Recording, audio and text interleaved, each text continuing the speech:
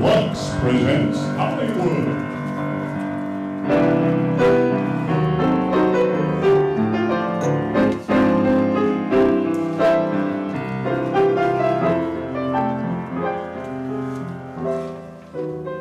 Greetings from Hollywood, ladies and gentlemen. Lever Brothers Company, the makers of Lux Flakes, bring you the Lux Radio Theater. Our holiday present to you is the new holiday classic of our time, Miracle on 34th Street. It's wrapped in a gay covering of laughter, tied with a bright ribbon of good humor, and decorated with the sparkling of the 20th Century Fox picture. This is a wonderful story for the whole family, and perhaps some families will be gathered around a Christmas tree as they listen. Others will be decorating for the holidays with lights and ornaments in the shining snow that you can make with Lux Flakes. Later, we'll show you how to do this with Lux. But right now, it's curtain time for the play that proves that, yes, Virginia, there is a Santa Claus. Miracle on 34th Street. But first, a word from our sponsor.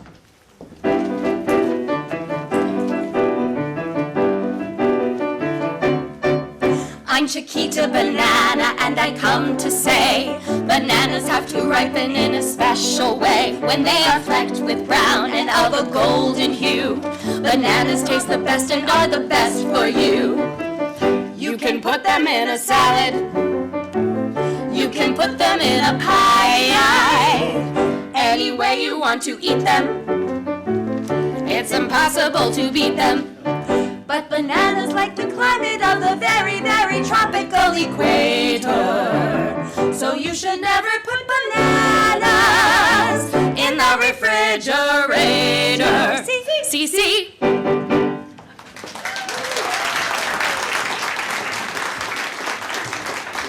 It's Thanksgiving Day in New York City. On a broad avenue adjoining Central Park, an annual event is being joyfully awaited. A spectacular parade presented by Macy's department store to herald in the Christmas season is about to begin. Away from the crowd are two white-whiskered men, one sporting a red Santa Claus suit and one in a plain brown suit with a fancy walking cane. Allow me, will you? It's quite simple, really. You flick your wrist in order to get the best jingle from the sleigh bell. You don't mind if I show you? Whatever you want. Now then, see? It's all in the wrist. Is that so? Yes, of course. You follow through. Yeah, sure. Whatever you say, bud. Okay, now you try it. A minute. You've been drinking. Well, it's cold. Well, man's got to do something to keep warm, like the occasional a sidecar, an occasional martini, an occasional weak nip of brandy. You ought to be ashamed of yourself. Don't you realize there are thousands of children lining the streets waiting to see you? Children who've been dreaming of this moment for weeks. You're a disgrace to the tradition of Christmas. And I refuse to have you malign me in this fashion. Disgusting. Tell me, who's in charge of this parade? When you find out, buddy, let me know. Hey, you know what? These pants are going to fall off in the middle of Christmas circle. I beg your pardon.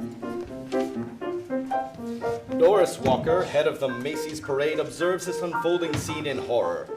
In a moment of brilliance, she fires the inebriated Santa Claus and on the spot hires the funny old man with white whiskers and a fancy cane, who mysteriously fits into the Santa Claus suit perfectly.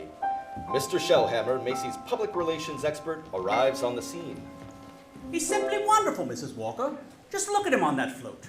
The most realistic Santa Claus we've ever had. Why, he didn't even need any padding, did he? Padded? Didn't you notice his tummy? So round, so firm, so fully packed. Well, now that everything's under control, where on earth did you find him? I don't know. I just turned around and there he was. And you think that the man whose place he took was intoxicated? With a breath that could knock over a reindeer. Oh, just think if Mr. Macy had seen him. Well, what if Mr. Gimble had seen him? Competition between our stores is tough enough. Oh, well. The parade's starting. Let's go stand at the curb. Oh, not I, Mr. Shellhammer. I'm going home to relax. Anyway, I can see the parade from there. I live just around the corner. So you do. Well, I'll see you tomorrow, Mrs. Walker. And congratulations on finding the best Santa Claus in Macy's history.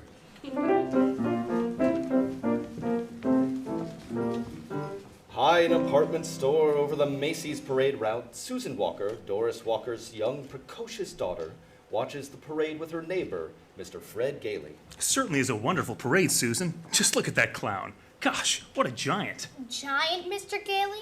There are no such things as giant. Well, not now, maybe, but in olden days there... Really, Mr. Gailey? Are you a liar? Well, what about the giant that Jack killed? You know, Jack and the Beanstalk? Everybody knows that's a fairy tale, and I agree with my mother. Fairy tales are silly. Come in. Good afternoon. I'm Susan's mother. My maid Oh, said... hello, Mother. I'm watching the parade. Mr. Gailey invited me. Hello, darling. Susie's told me quite a lot about you, Mrs. Walker. She's told me quite a lot about you, too, the man in the front apartment. Well, this is all part of a plot, Mrs. Walker. I'm very fond of Susan, but I also wanted to meet you. Well, at least you're frank. There's old Santa Claus. Oh, don't even mention the name. But why not, Mother? Well, that Santa Claus you see is a last-minute substitute. But why? Remember the way the janitor was last New Year's? Oh my, just like my mom said, tight as an owl. Ooh, I see Susie doesn't believe in Santa Claus either. That's right, she never has. Well, that's the end of the parade. Mother, I've been thinking. It's Thanksgiving, and there are only two of us. Couldn't we invite Mr. Gailey? Well... No, please don't bother. I'll just, I'll have a sandwich or something. But we have such a big turkey. Please, Mother, please. Well... Did I ask all right, Mr. Gailey? Susie, shh! You asked fine, Susan. Dinner is at 3, Mr. Gailey. Hello, Mrs. Walker. Hello? Oh, yes, Mr. Shellhammer. Your maid said you were at Thanksgiving dinner, but I just had to tell you, your Santa Claus is stupendous. Well, thank you. Mr. Macy himself wants him to be our toy department's Santa Claus. Oh, well, fine. Can you hire him? Oh, I already have. Oh, he's a born salesman. I just feel it. Good. Well, we'll talk about it in the morning. Thank you for calling, Mr. Shellhammer. Bright and early the morning after the Thanksgiving parade, Kris Kringle arrives at Macy's department store to meet with Alfred, who works in Santa's toy workshop, and Mr. Shellhammer, Macy's PR man. Curious, Mr. Shellhammer? Here's Santa Claus. Thank you, Alfred. Thank you. Good morning, Santa Claus. Good morning. Now, before you go into the toy department, here's a list of toys that we have to push. You know, things we're overstocked on. Now, you'll find that a great many children will be undecided as to what they want for Christmas. And when that happens, you immediately suggest one of these items. Do you understand? Oh, I certainly do. Fine, that's fine. Now take the list and Alfred here will show you to your throne in the toy department. And don't you forget, you're working for Macy's. Thank you. To find a gift that's either common or rare, walk across 34th Street to Herald Square to Macy's.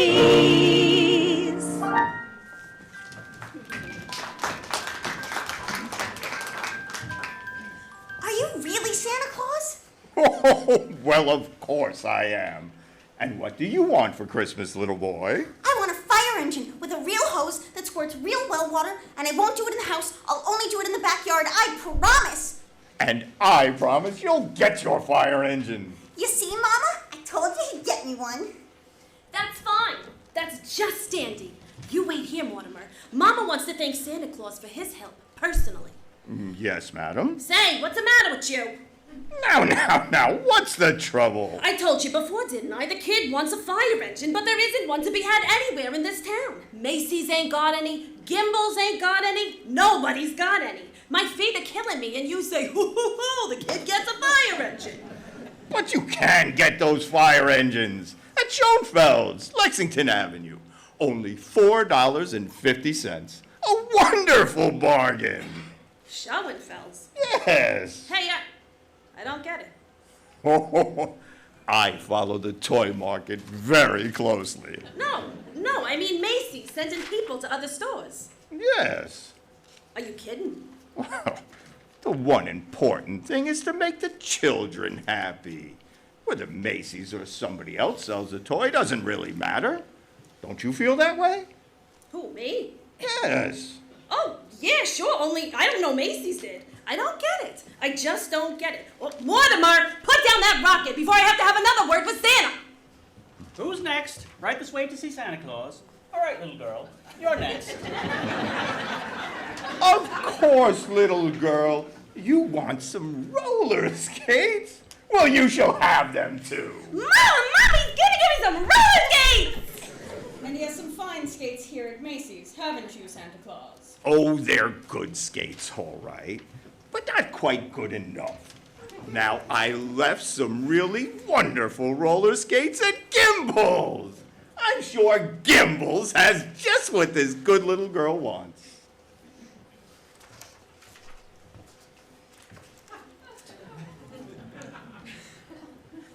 Mr. Shellhammer? Are you Mr. Shellhammer?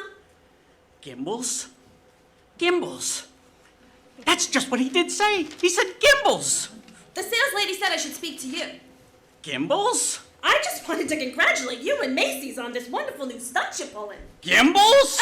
Imagine a big outfit like Macy's putting the spirit of Christmas ahead of the commercial. Gimbals? From now on, I'm going to be a regular Macy's customer.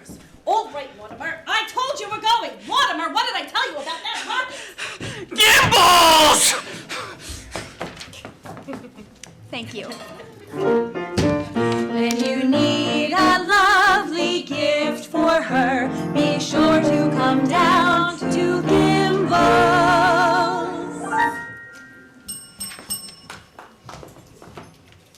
Oh, and there's the toy department over there, Mr. Gailey. You certainly know all about Macy's store, don't you, Susan? Well, that's because my mother works here, but I still think it's silly. Bring me here to see Santa Claus. Well, I just feel like when you've talked to him, you Oh, might... gee, Mr. Gailey. I'm certainly willing to try. Well, what a fine young lady, eh? What's your name, little girl? Susan Walker. What's yours? Mine? Kris Kringle. I'm Santa Claus. Oh, you don't believe that, eh? Uh-huh. You see, my mother's Mrs. Walker. Oh? Oh. But I must say, you're the best-looking Santa Claus I've seen. Really? Your beard, for instance, it doesn't have one of those things that goes over your ears. Well, that's because it's real. What? Just like I'm really Santa Claus. Go ahead, pull it. Oh, my. My goodness. It is real. Yes. And now, what would you like me to bring you for Christmas? Nothing, thank you. Whatever I want, my mother will get, if it's sensible and doesn't cost too much. That's quite right, Susan. Oh, hello, Mother. Hello, Mr. Gailey. Hello. The explanation for all this is very simple. Your maid's mother sprained her ankle. She had to go home. She asked me to bring Susie down to you, and as long as we were here, I figured we might as well say hello to Santa Claus. He has real whiskers, Mother. Susan, would you stand over there a minute? If you want me to. I shouldn't have brought Susie here to see Santa. Is that it? Well, now you're making me feel completely heartless. I'm sorry. Don't you see? I tell Susan that Santa Claus is a myth, and you show her a very convincing old man with real whiskers. Whom is she to believe? Yeah, that's right, isn't it? When Susan was a baby, her father and I were divorced, and ever since then, I protected my child by teaching her reality. If you don't believe in fairy tales and fantasy, well, you can't be hurt. We're disillusioned. We were talking about Susie, Mrs. Walker? And I must ask you to let me raise her as I see fit. The store's going to close soon, so we're going to have to go.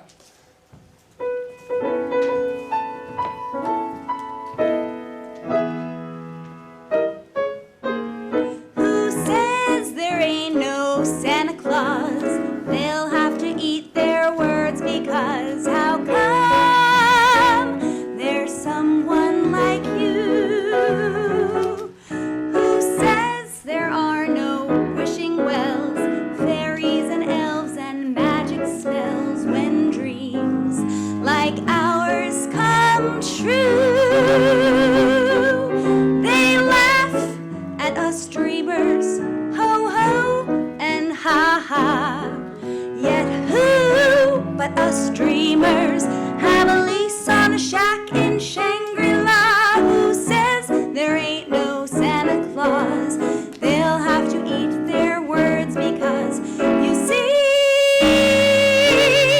why it's Christmas all year round for me. In a magical way, it's a holiday day made for lovers like you and me.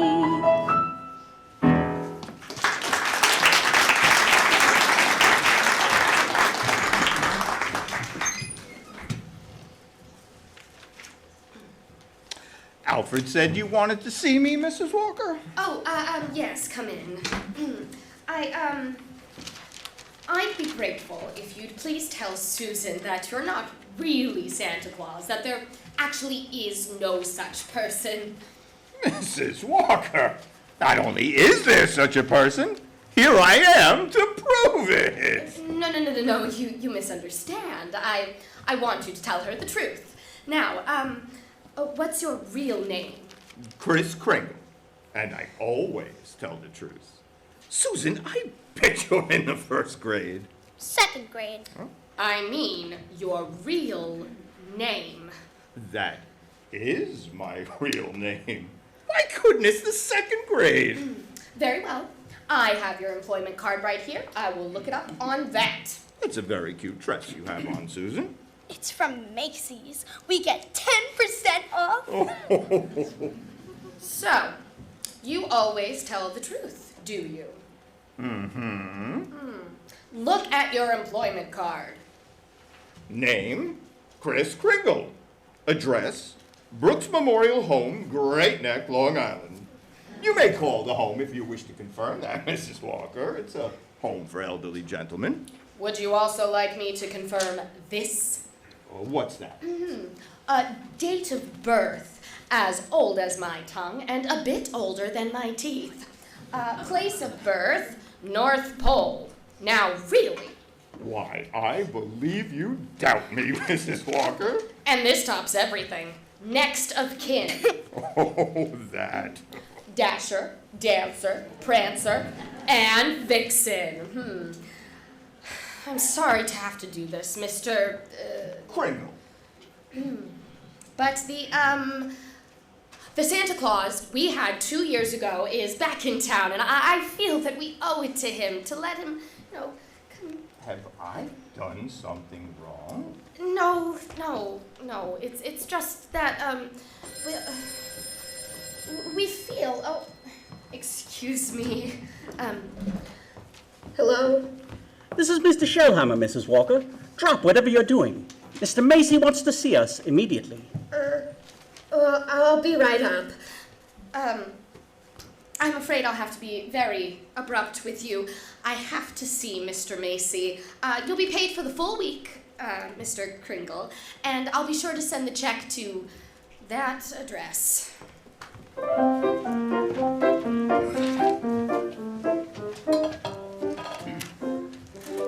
Come in, Mrs. Walker, Miss Shellhammer. Thank you, Mr. Macy. Now, about this new policy you two initiated. Macy's Santa Claus sending customers to Gimbals. But I can explain everything, Mr. Macy. I was just wanted to... Yeah, you don't have to explain a thing. Just look at my desk. 42 telegrams and over 500 phone calls. Grateful parents expressing undying gratitude to Macy's department store. You don't say. From now on, not only will our Santa Claus continue in this manner, but every salesperson in the entire store. You mean that if we haven't got what the customer asks for, we're to We'll send him where he can get it. No high pressuring or forcing a customer to take something he doesn't really want. I think that's wonderful, Mr. Macy. Why, we'll be known as the helpful store, the friendly store, the store that places public service ahead of profits. And consequently, we'll make more profits than ever before. As for you, Mrs. Walker, Mr. Shellhammer, you'll find a more practical expression of my gratitude in your Christmas envelope. Oh, thank Thank you. you, Mr. Macy. And you tell that wonderful Santa Claus that I won't forget him either. Matter of fact, I'll tell him myself in the morning. Yes, indeed, Mr. Macy. Yes, sir. Well, good night. Good night, Mr. Macy. And thank you again, sir. Oh, imagine a bonus! Yes, What's the matter with you? Mr. Shellhammer. I just fired him. Who? Santa Claus. Oh, no, you couldn't have. Oh, but I did. He's crazy, Mr. Shellhammer. He really thinks he is Santa Claus. I don't care if he thinks he's the Easter Bunny. Find him. Thank you. Do your Christmas shopping early. Santa Claus is on his way. If you do your shopping early, you will see a fine display. All the things your heart is set on, wrapped in ribbons bright and gay. Do your Christmas shopping early for a Merry Christmas Day.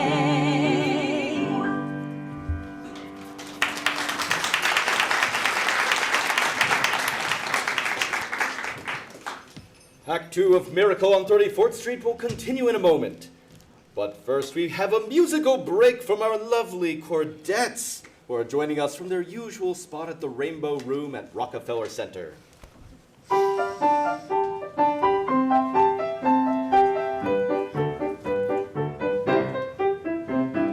Jing-jing-a-ling, jing-a-ling, jing-a-ling, what fun to hear the sleigh bells jingle. Jing-jing-a-ling, jing-a-ling, jing-a-ling, they set your heart a-tingle.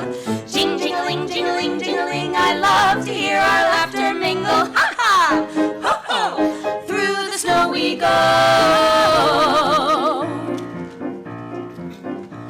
Through a wintry fairyland we go a-gliding. Gliding. Cotton candy land of frozen charms. Frozen charms. And away the sleigh is slipping and a-sliding. Sliding. Brings you sliding even closer in my Closer arms. in my arms. And you hear the sleigh bells asking why we're single.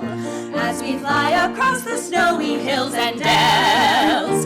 And we're happy 'cause the sleigh bells seem to jingle, jing in the wintry fairyland like wedding bells.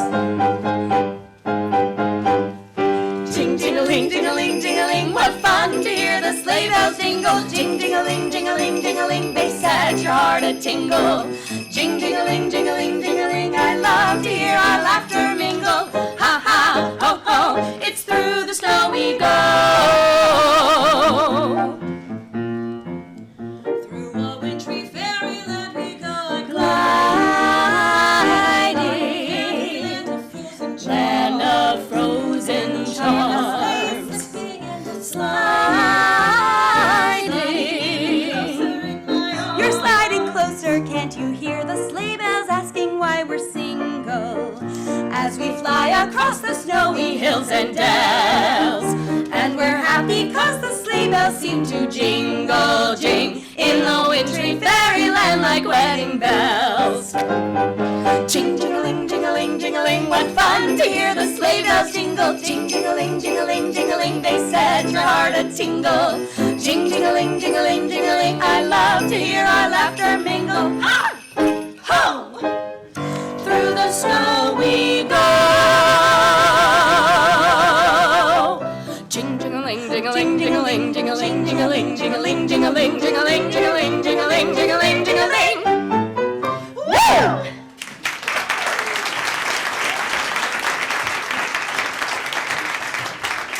Who's joining us tonight? Miss Libby Collins.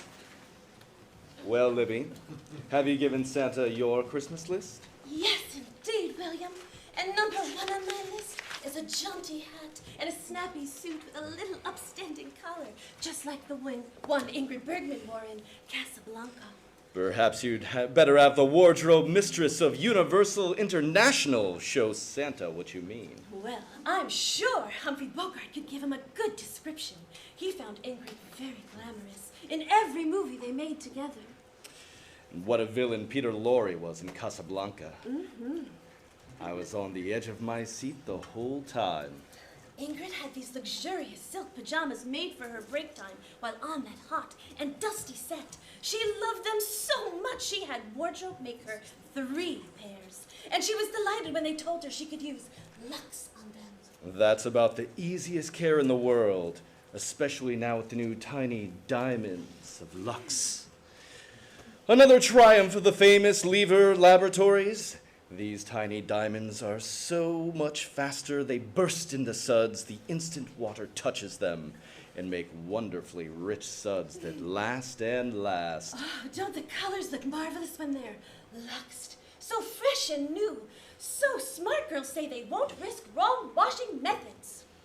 Tests prove that gentle care with Lux Flakes really makes a difference. Lux slips and nighties stayed looking 3 times as long. And that's just like getting 3 pretty slips for the price of 1. William, you really are a tease. You know, a really thoughtful Santa would put a box of Lux Flakes in every lingerie gift next Friday night. Just ask Bogey. I hear he slipped a few boxes to Ingrid. Thank you, Libby. Now, folks, that brings us to Act 2 of Miracle at 34th Street. It was a frantic few hours that Doris spent last night, rushing out to the Brooks Memorial Home in Long Island and assuring Kris Kringle that Macy's wanted him back as Santa Claus. Now, Kris is again presiding over the crowded toy department, while in her office, Doris and Mr. Shellhammer have to discuss the newest Macy's Santa, Kris Kringle. Don't you understand, Mr. Shellhammer? That old man with the nice whiskers insists that he is Santa Claus. Why, he's out of his mind. What if he should have a fit or something? No, I've got to tell Mr. Macy. But maybe he's only a little crazy. Anyway, you can't be too sure until he's examined. We'll send him to Mr. Sawyer. Sawyer? In personnel. He's paid to examine employees, isn't he? And now, by the way, what do you think of this? What is it? A full-page ad Macy's is running in tomorrow's newspaper. Macy's is running it? But it's all about the other stores, Skimble's and Saks and Show and Felt. I know. Mr. Macy's idea. To have the customer find what they want. It's revolting, isn't it? That Santa Claus has certainly started something. Oh, well, I'll get a hold of him on his lunch hour and send him up to Mr. Sawyer.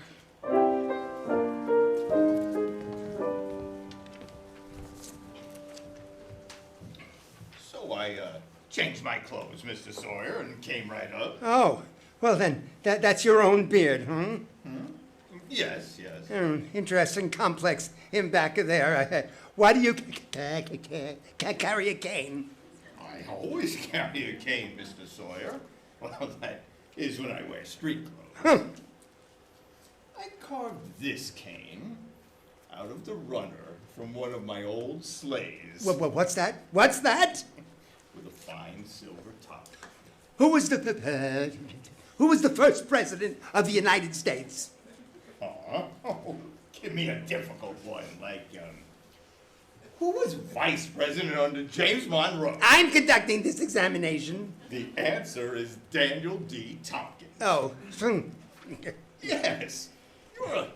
You're a rather nervous man, aren't you, Mr. Sawyer? Tell me, do you get enough sleep? My personal habits are no concern of yours. Now, what hand am I holding up? Right hand. How many fingers do you see? 3.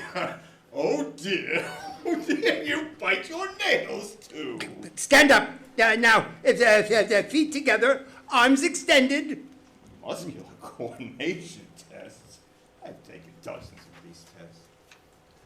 Mr. Sawyer, are you happy at home? What? That will be all, Mr. Kringle. The examination is over. Thank you. Yeah, and it may interest you to know I've been happily married for 22 years. Very happily married. Delighted to hear it. Goodbye, Mr. Sawyer. Miss Powell. Yes, sir? Get Mrs. Walker on the phone. Yes, sir.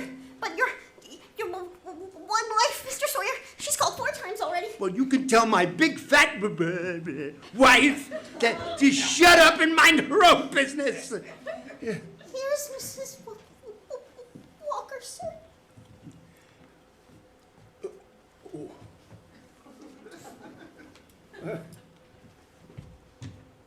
Hello. Oh, I was just going to call you Mr. Sawyer. Oh? There's a Dr. Pierce stopping by this afternoon around 3. Who's Dr. Pierce? She's the physician at the Brooks home. I told her we might discuss Mr. Kringle's case with her. Well, there's hardly a point in discussing it, Mrs. Walker. Obviously, the old man should be discharged.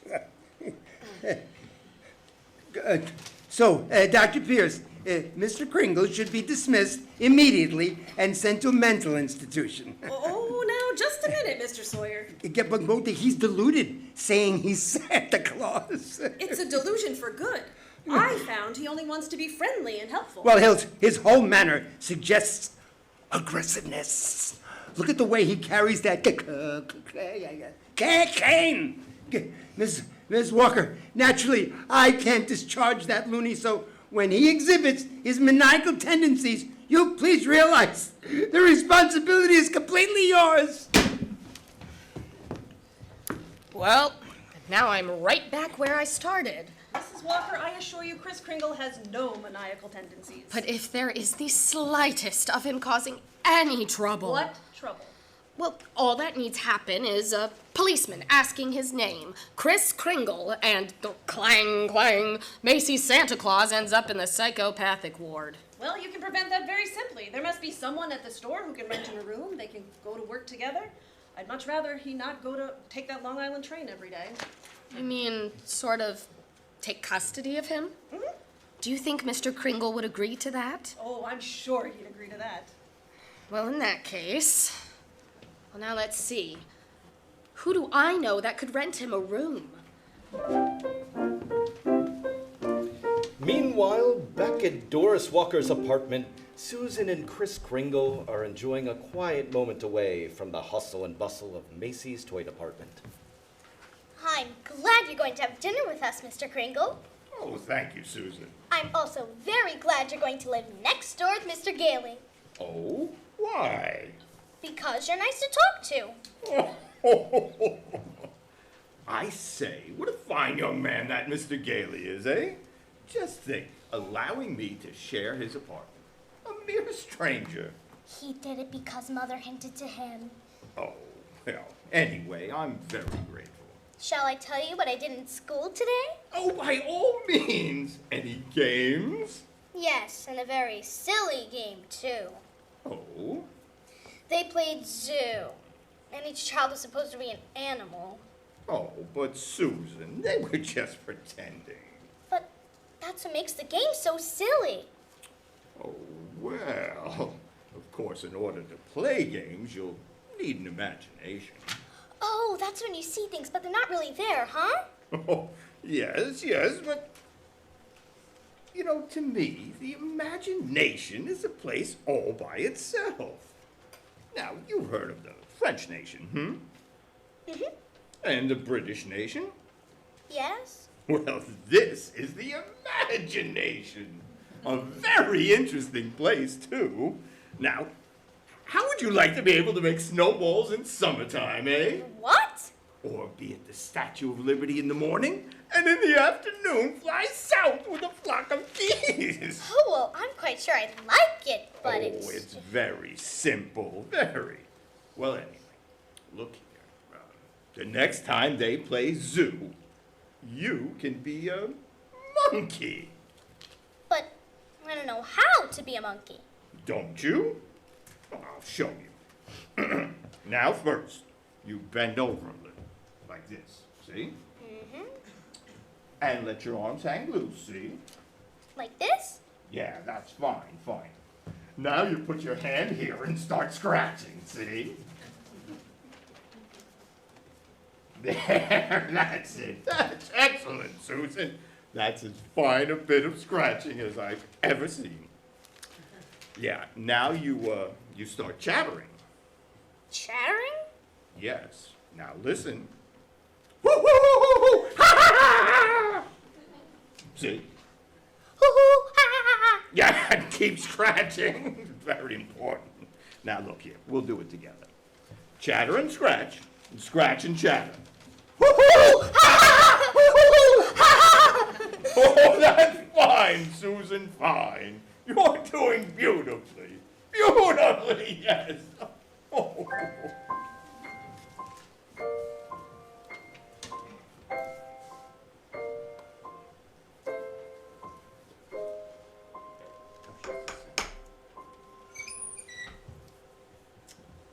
I've just come in to say goodnight. Now look here, about Christmas. There must be something you'd like for Christmas. Well, I certainly thought about something, Mr. Kringle. You have? Well, what is it, eh? Tell me. It's right here on the night table, see? Oh? I tore this page out of a magazine. It's a picture of a house. Oh, that's what you want, is it? A doll's house. Colonial architecture. Oh, no, not a doll's house. A real house. A real house? Yes, and if you're really Santa Claus, you can get it for me. No, wait a minute, Susie. What would you do with a big house? Live in it with my mother and a backyard to put a big swing on and a garden and a... Well, why even discuss it? Susie, could I keep this picture? Just in case. I guess so. Thank you, dear. Thank you. Well, Mr. Gailey's waiting for me. Good night, Punky. Woo-hoo-hoo, ah. Good night, Mr. Kringle. Hoo-hoo, ha, ha.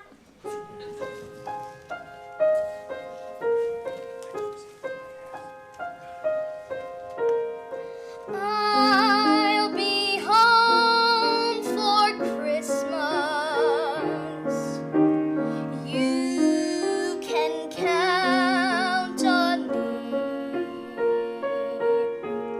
Please have snow and mistletoe and presents on the tree. Christmas Eve will find me where the love light gleams. I'll be home for Christmas, if only in my dreams.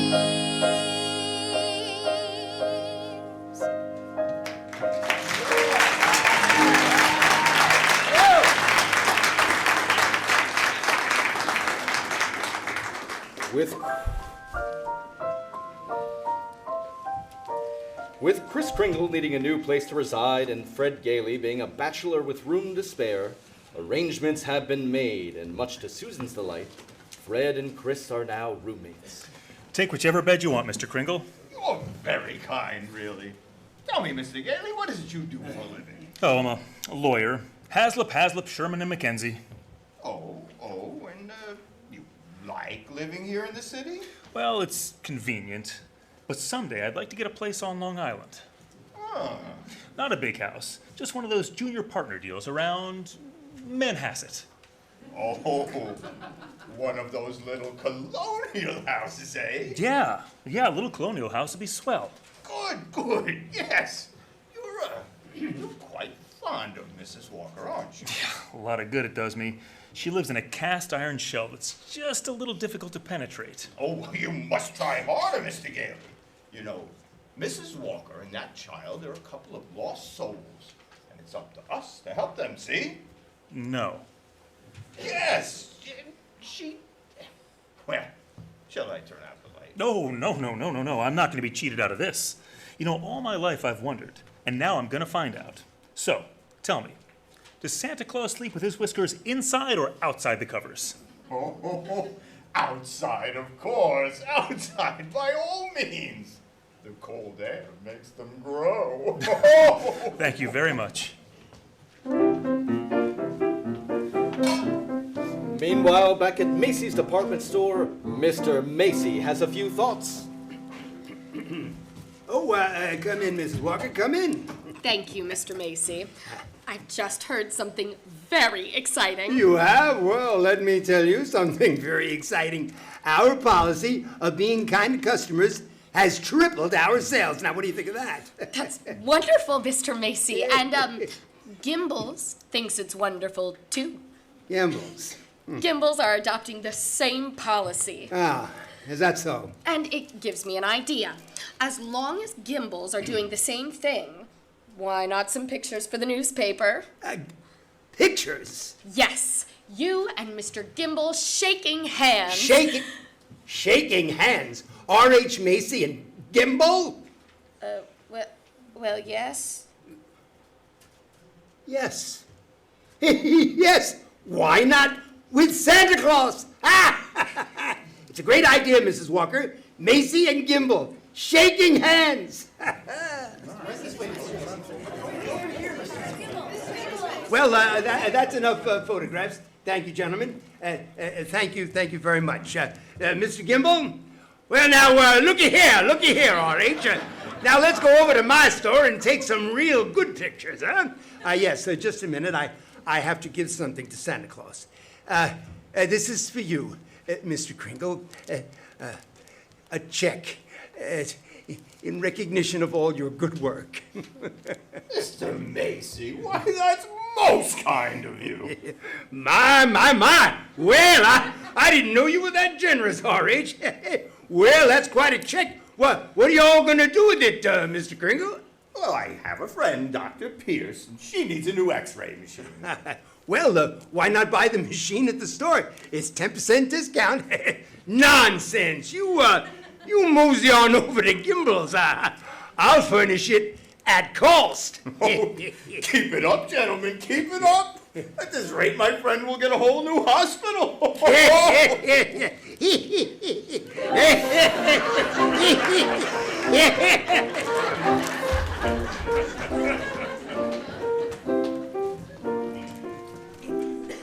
How'd the pictures turn out, Mr. Kringle?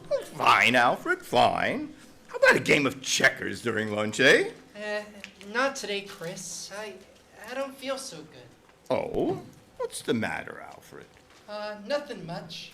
You remember how I was telling you how I like to play Santa Claus at the Y and give out packages to the kids? Yeah? Well, I was telling Mr. Sawyer about it, and he says that's very bad. That psychologically it's all wrong. Oh, to be nice to children? Well, he says guys who play Santa Claus do it because when they were young, they must have done something bad. And now they do something that is good to make up for it, see? It's what he calls a guilt complex. Alfred, what else has he found wrong with you? Nothing much. Just that I hate my father. I didn't know it, but he says I do. Excuse me.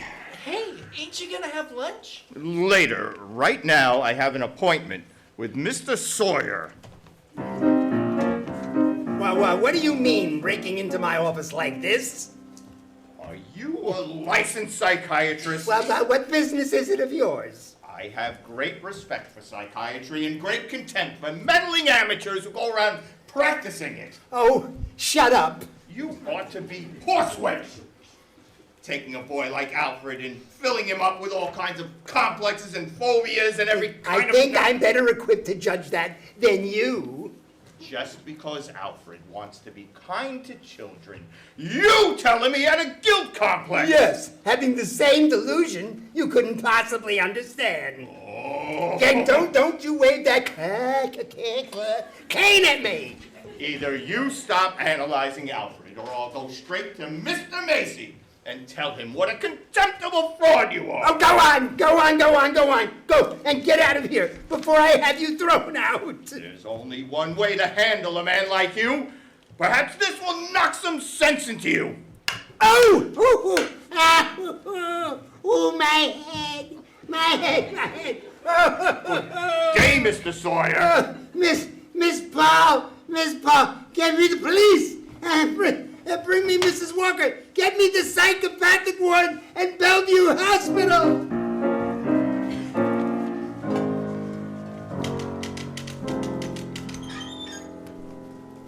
You can see Mr. Kringle now, Mr. Gailey.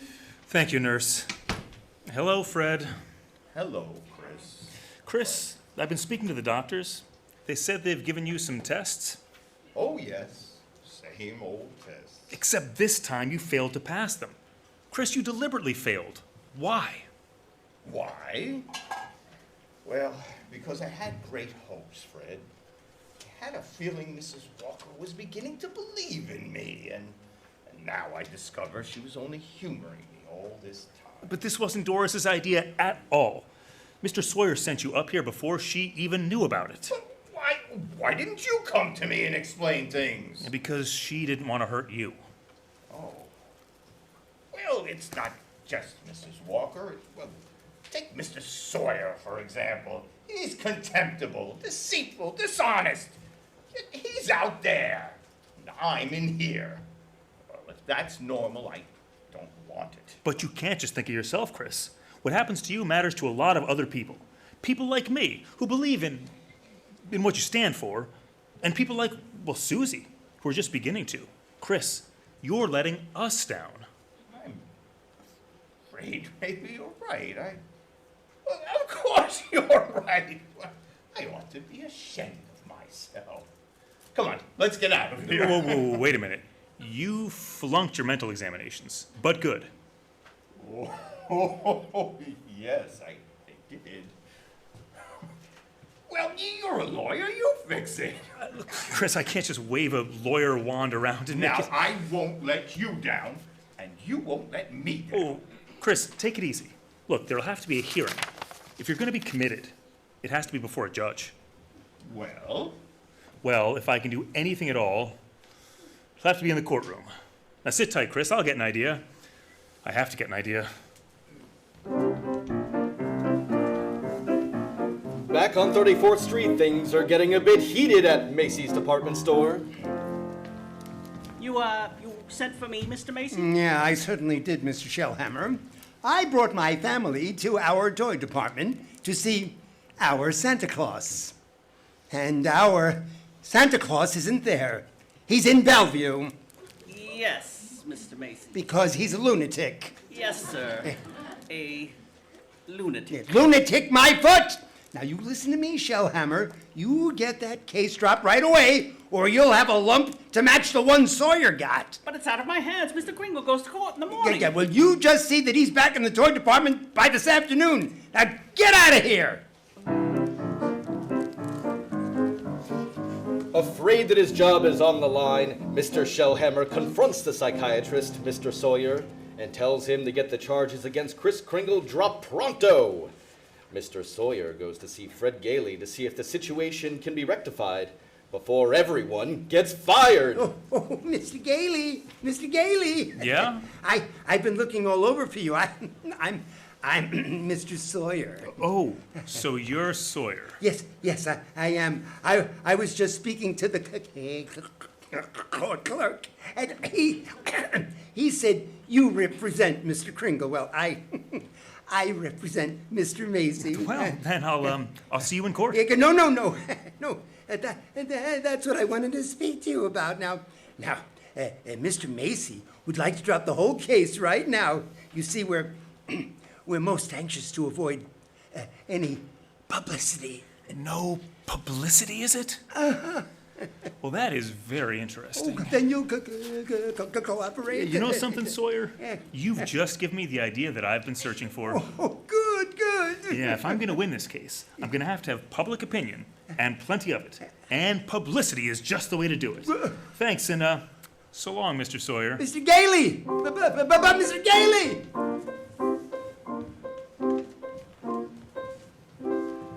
Look at these newspapers, Kris. Huh? Evening Dispatch. Doctors doubt sanity of Santa who launched Goodwill campaign. My. Daily Bulletin. Macy Santa Claus to have lunacy hearing. Oh, what's this one? New York Express. Is Kris Kringle crazy? Court case coming. Kiddies cry calamity. You've driven the United Nations clear back to page 5. Get a good night's sleep, Kris. We go before Judge Harper at 10 tomorrow morning.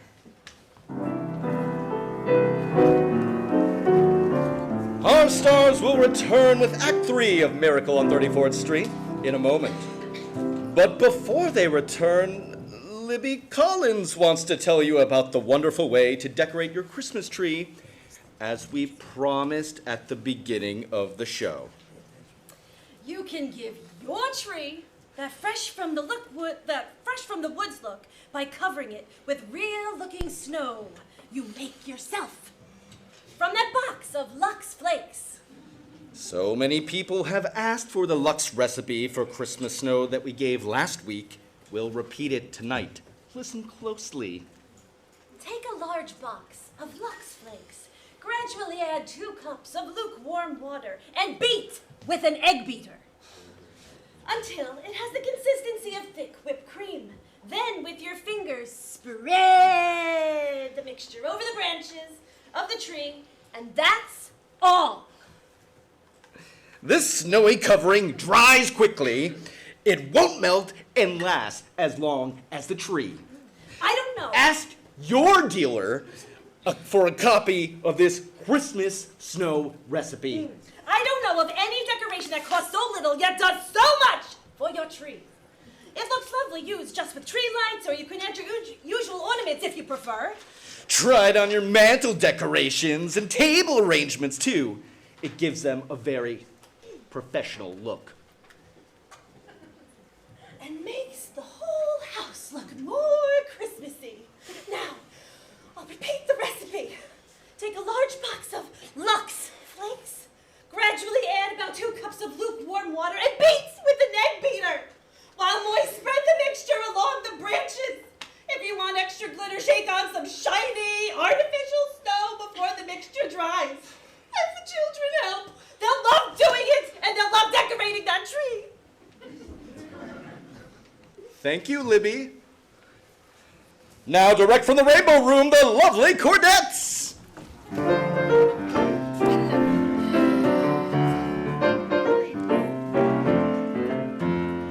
Can't understand why you have to show up Every single year. every year. Listen, you icicle. Get on your bicycle And just disappear. Little Jack Frost, get lost, get lost. Little Jack Frost, get lost. You don't do a thing but put the bite on my toes. Freeze up the ground. So little Jack Frost, go away, go away. and don't you come back. No way. There's lots of cold feet, all the lovers complain. You turn down the heat down on Lover's Lane. The bench in the park is all alone in the dark. So little Jack Frost, get lost, get lost. Little Jack Frost, get lost.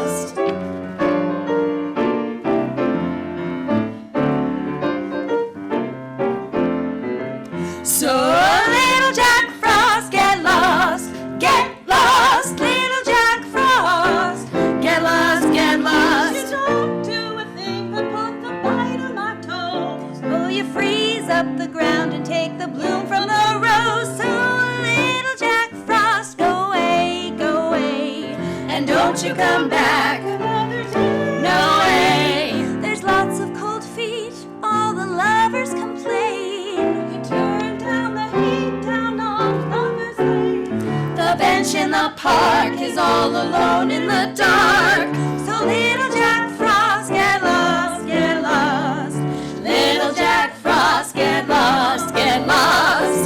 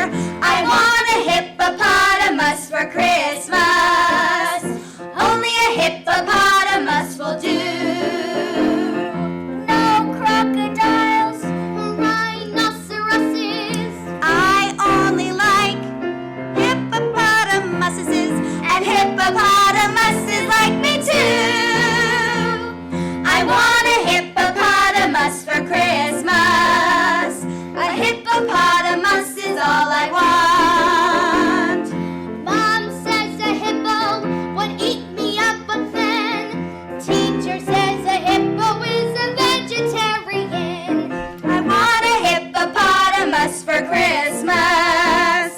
The kind I saw last summer at the zoo. We got a car with room for two and our two-car garage. I'd feed him there and wash him there and give him his massage. I can see me now on Christmas morning creeping down the stairs. Oh, what joy and what surprise when I open up my eyes and see my hippo hero standing there. I want a hippopotamus for Christmas. Only a hippopotamus will do. No kangaroos or duck-platypuses. I only like hippopotamuses, And hippopotamuses like me too.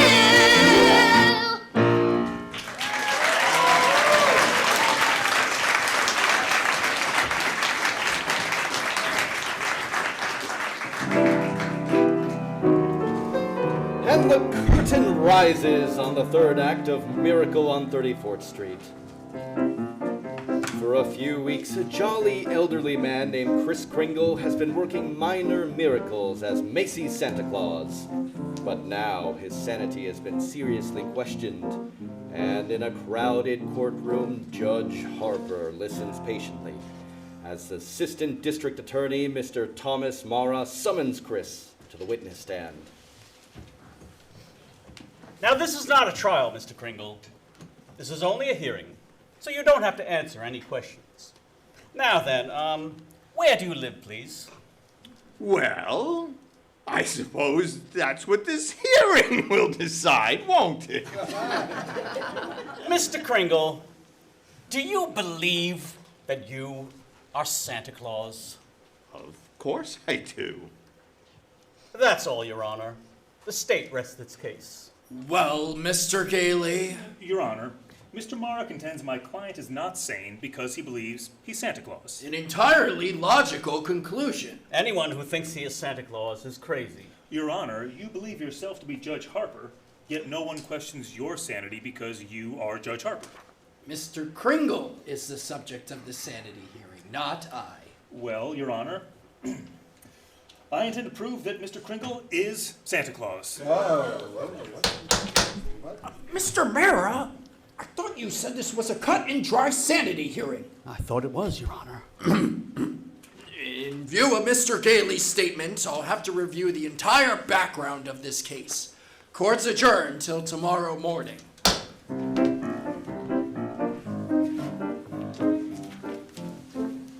After a long day at court, Fred leaves the courthouse to meet Doris, who he is growing quite fond of. Hello, Doris. I'm sorry I'm late, but get ready. We are really going to celebrate tonight. What are we celebrating? Well, didn't you read the papers? Santa's mouthpiece throws bombshell at New York Supreme Court. Oh, Fred, you're not really serious about this. You can't possibly prove that Kris Kringle is Santa Claus. Well, you saw Mr. Macy and Mr. Gimble shake hands. That wasn't possible either. Well, what does your firm have to say about it? Haslip and Mackenzie and the rest of them? That I've jeopardized their prestige, and either I drop this impossible case or they will drop me. See? So I beat them to it. I quit. Fred!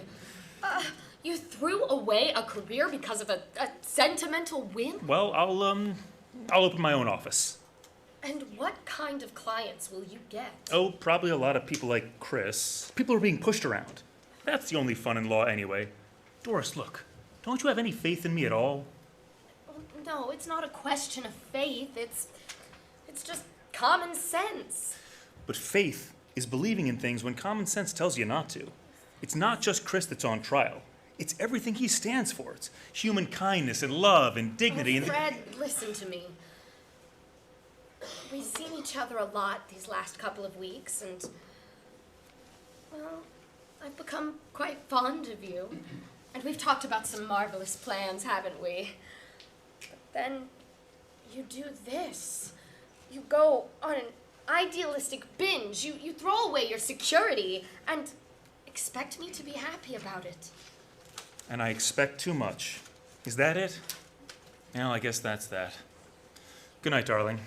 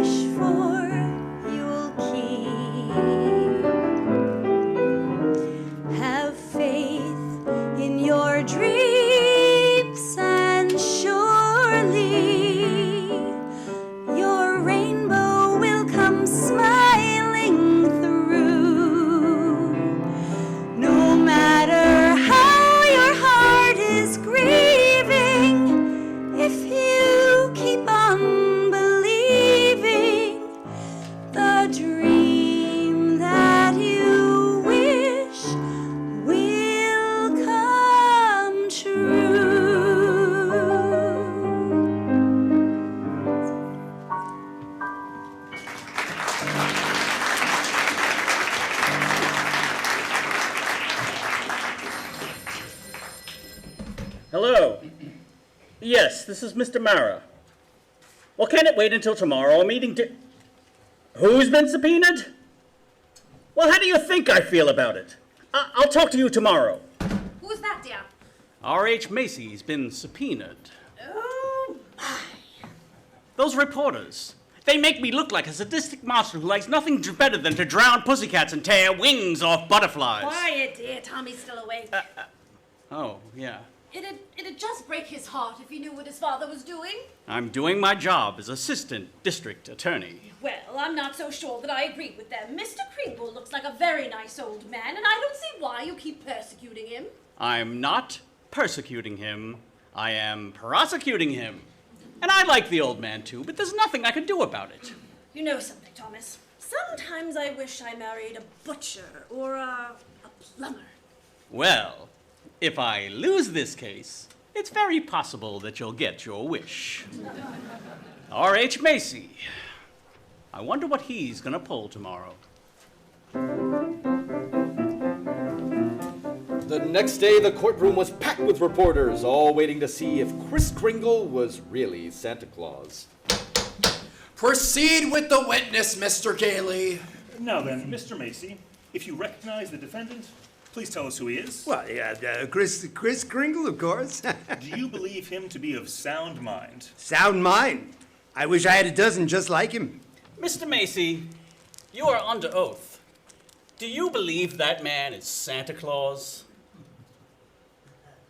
Well, now, that's rather a delicate issue. Think of the headlines tomorrow. Macy admits his Santa fraud. Is that who I think it is? Oh, God help me! What did you just say? Go, nothing. Nothing, Mr. Mara, nothing. Well, I wish you would say something. Is that man Santa Claus? Yes. In my opinion, he most certainly is. Your Honor, there is no such person as Santa Claus, and everybody knows it. Can you prove there isn't any? I won't even try. I'll not waste this court's time with such childish nonsense. Your Honor, the prosecution requests an immediate ruling from this court. Is there, or is there not, a Santa Claus? Well, now the court will take a short recess to consider the question.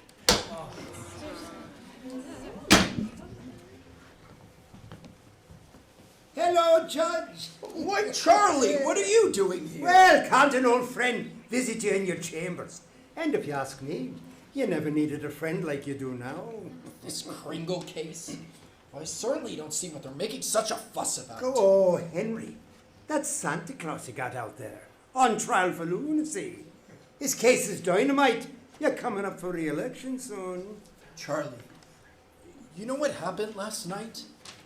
Martha brought the grandchildren over. They wouldn't kiss Grandpa.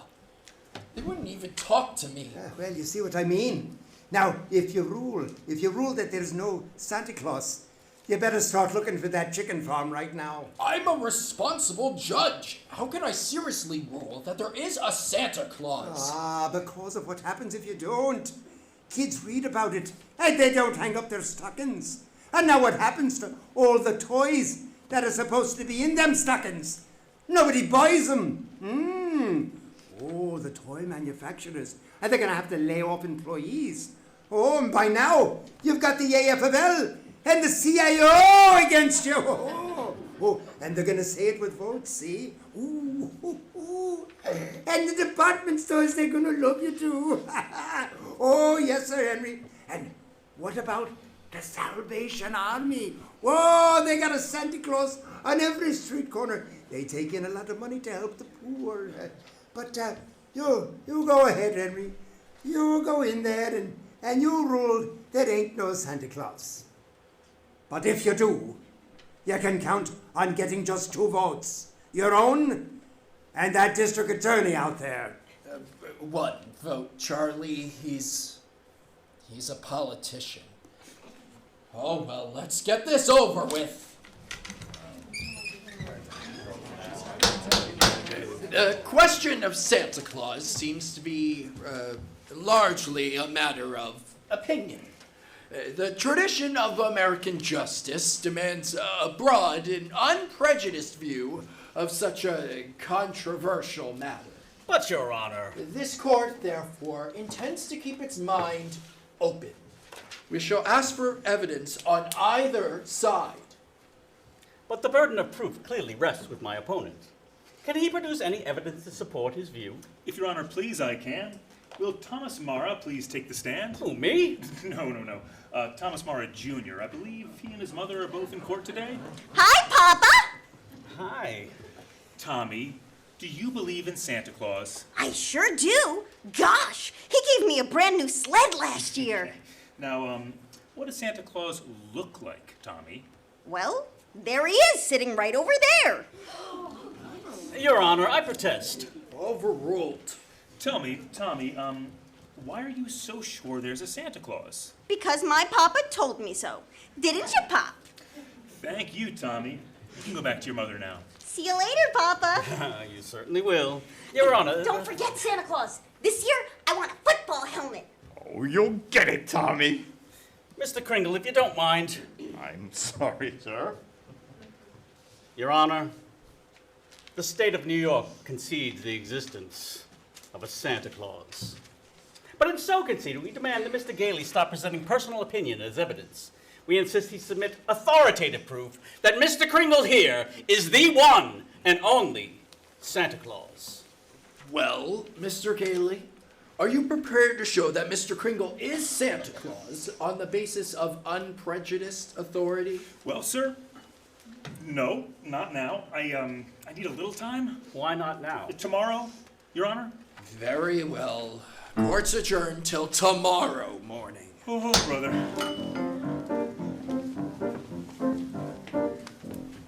Now come, Susan dear, finish your supper. But I can't, Mother.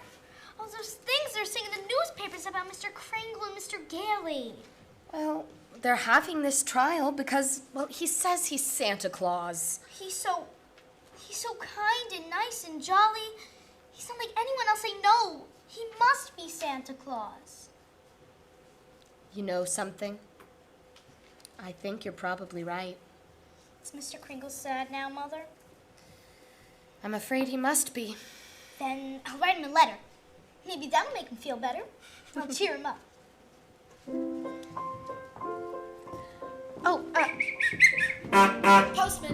Postman. Yeah, lady? Would you mind taking this letter? Oh, sure, lady. We're going straight down to the post office now. Okay, take it away. What do you know, Louise? Another letter for Santa Claus. Hey, here's a new one. Instead of the North Pole, this kid's got it addressed to Kris Kringle, New York County Courthouse. Well, the kid's right. Huh? Oh, yeah, sure. They got him on trial down there. He claims that he's Santa Claus, and the DA claims that he's nuts. Hey. Huh? Hey, I got an idea. How many Santa Claus letters do you think we got down there in that dead letter office? Who knows? Must be 50,000 bags and bags all over the joint. Hey, you mean... Why, Frankie, why not? Wouldn't it be nice to get rid of those letters? Wouldn't it? Boy, oh boy. Look, Louise, as soon as we get to the post office, we go and see the supervisor. And you know something? I bet we both get promoted. I bet we get something in our Christmas too.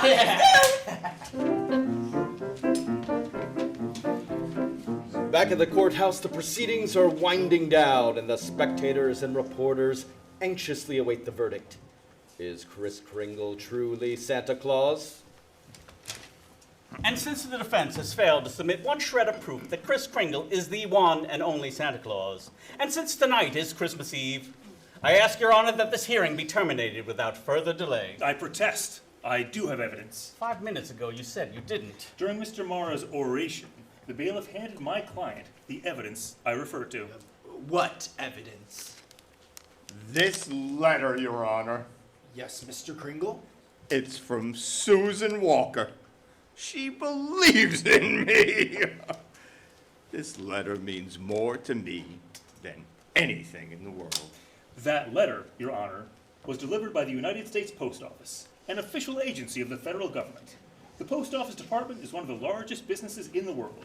Last year it did a gross volume of over $1 billion, and this year... Your Honor, I'm sure we're all gratified that the Post Office is getting along so well. Well, what bearing has it on the sanity of that man? My point is, the post office is a model of efficiency. Furthermore, the laws of this country make it a criminal offense to willfully misdirect mail or intentionally deliver it to the wrong party. The state of New York is second to none in its admiration of the Post Office Department. We are very happy to concede, Mr. Gailey. For the record, Mr. Morrow? For the record. Anything to get on with this case. Thank you.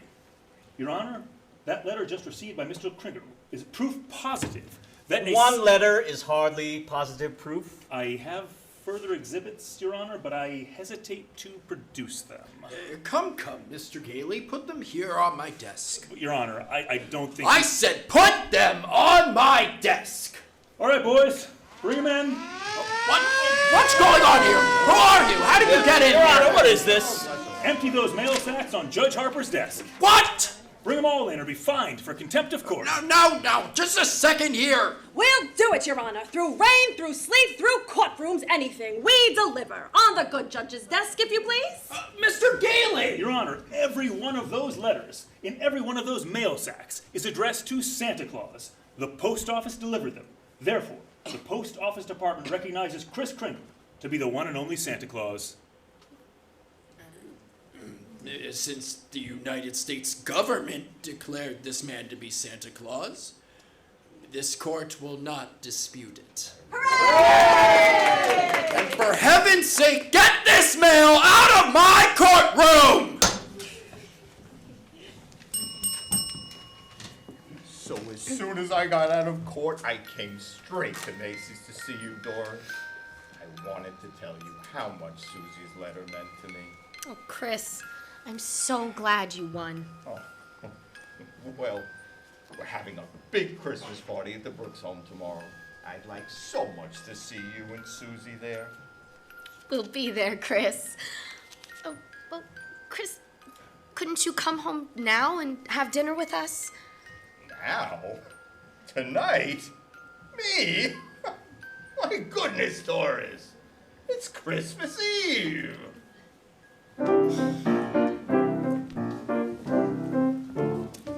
Back at Brooks Memorial Home, Kris has gathered with his friends for a celebration on Christmas Day. Alfred, look who's come all the way out to the home just for our Christmas party. Kris, it's Mr. Macy! It's Mr. Kringle, too. Excuse me, Alfred. Mrs. Walker and Susan have to leave now, and I want to see them before they go. So forgive me, will you? Oh, but Susie, darling, you got so many presents. Not the one I wanted, not the one Mr. Kringle was going to get for me. Oh, well, what was it? Doesn't matter. I knew I wouldn't get it, but I thought he'd at least tell me why. Susie, I'm sorry. I tried my best. You couldn't get it because you're not Santa Claus. Susan. Just a nice old man with a beard, just like Mother said. Susie. Oh, Susie, I was wrong when I told you that. You must believe in Mr. Kringle and keep right on doing it. You must have faith in him. But that doesn't make sense, Mother. Faith is believing in things when common sense tells you not to. What? I mean, just because things don't turn out the way you want them to the first time, there is more to this time of year than sleigh bells and holly, mistletoe and snow. Those things will come and go. Don't look inside a stocking. Don't look under a tree. The one thing we're looking for is something we can't see. Far more precious than silver and more splendid than gold. It is something to treasure, but it's something we can't hold. As long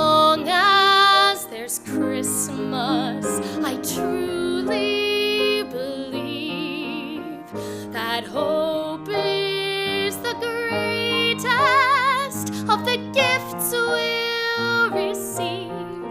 When I felt lost and lonely, not a dream in my head, your words lifted my spirits. I remember what you said.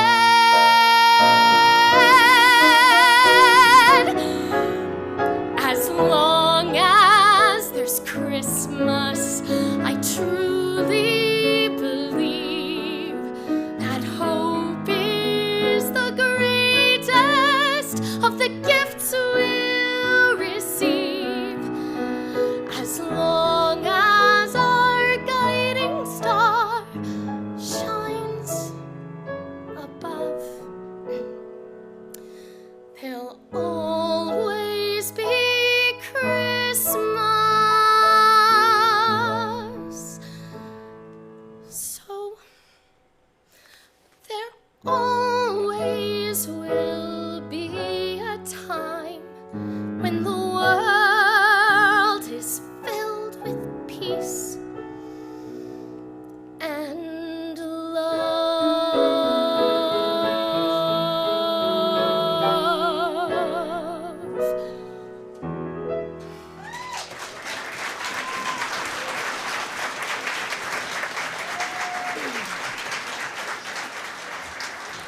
Hello, Doris. Fred. Mr. Gailey! Mr. Gailey! Hello, Susie. Gosh, you just get here and are ready to leave. No, I've been here. Oh. And if you're ready to leave, I'll drive you home. Before you go, here's a map I've made for you. You'll miss a lot of traffic. Now, about 4 miles south, you'll see Derby Road. That's the street you want. Derby Road. Thanks, Kris, and Merry Christmas. Oh, Merry Christmas, Fred. And to you, my dear. And to you, Susie. I believe Mr. Kringle. I do. It's silly, I suppose, but I do.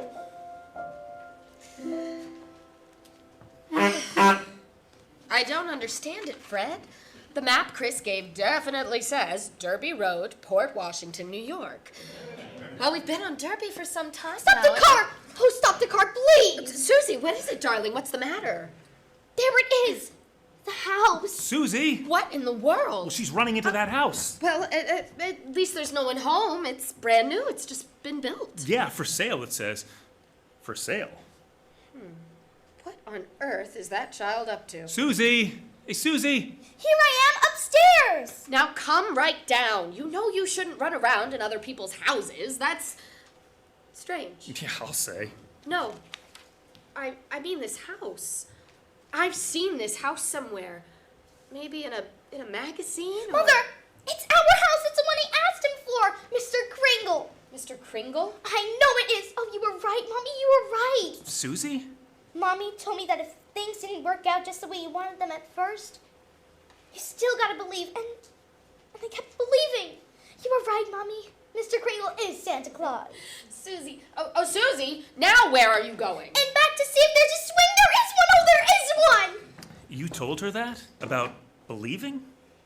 Well, you told me, Fred. That sign outside. For sale, huh? Well, we can't let her down, can we? I never really doubted you. It was just my silly common sense. It even makes sense to believe in me now. I must be a pretty good lawyer. I take a little old man and legally prove to the world that he's Santa Claus?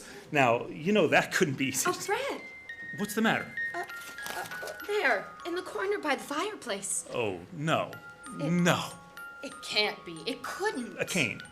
Kris's cane. There couldn't be two canes like this anywhere in the world. Silver handle and all. Hey, you know something? Maybe I didn't do such a wonderful thing after all. I believe, Mother. I really do believe.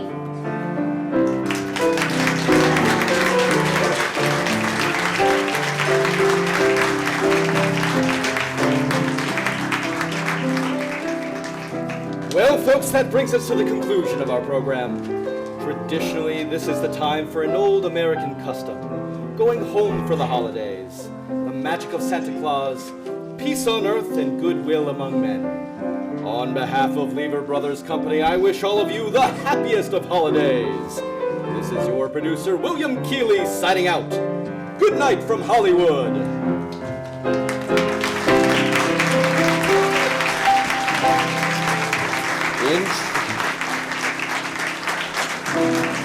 Introducing our Foley artist, Christine Diacetis, Sarah Jane Witchell, Joshua Winderman, Phoebe Semp, Alexis DeResta, J.G., Rich Semp, Nina Dennis Tracy, Hannah Mount, Stephen John, Frank Despigno, Poppy Lee,